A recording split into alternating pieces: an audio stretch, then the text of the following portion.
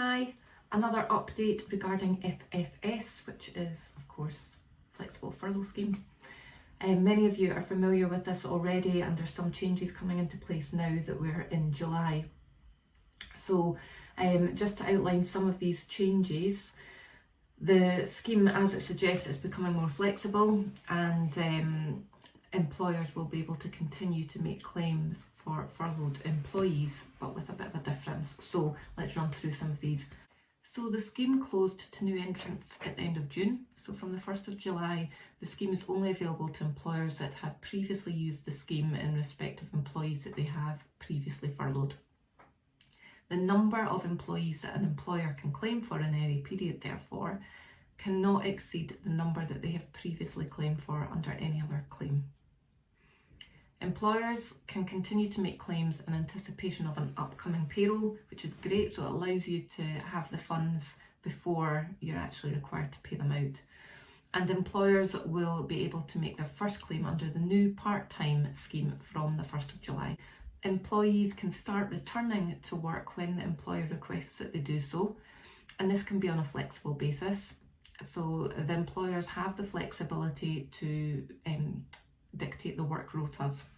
All details must be agreed though with the employees, so we have included a downloadable template to assist you, which is here, and that can be found on our website, and the link is attached.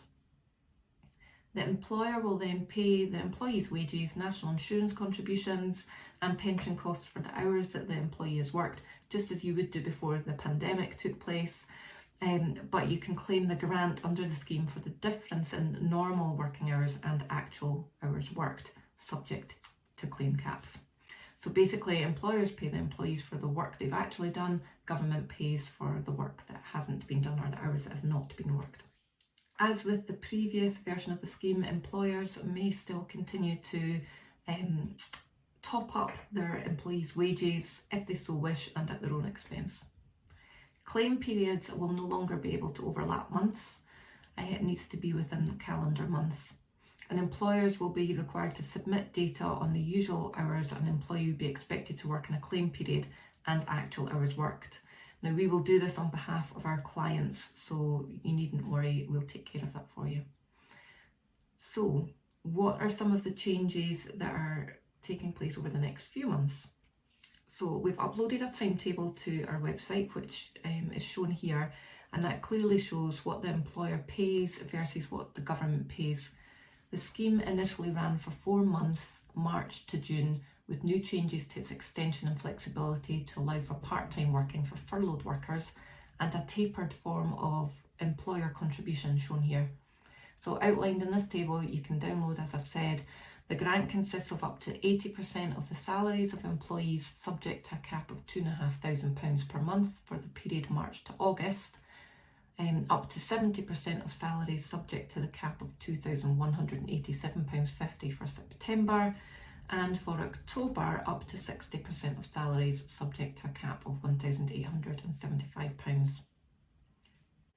It's important to point out though that the employee will continue to get the 80% of their salary reimbursed. It's just now the employer will have to make that additional contribution to make it up to the 80%.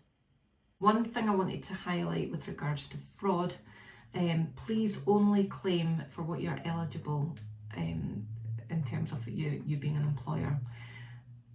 I hear a lot about making claims and people going back to work, or employers not paying their employees the full 80% of what's been reclaimed.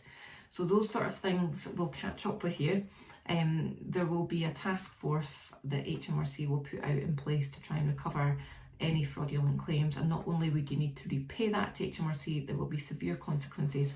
So please be kind to our economy, claim only what you're allowed to, and have a good week.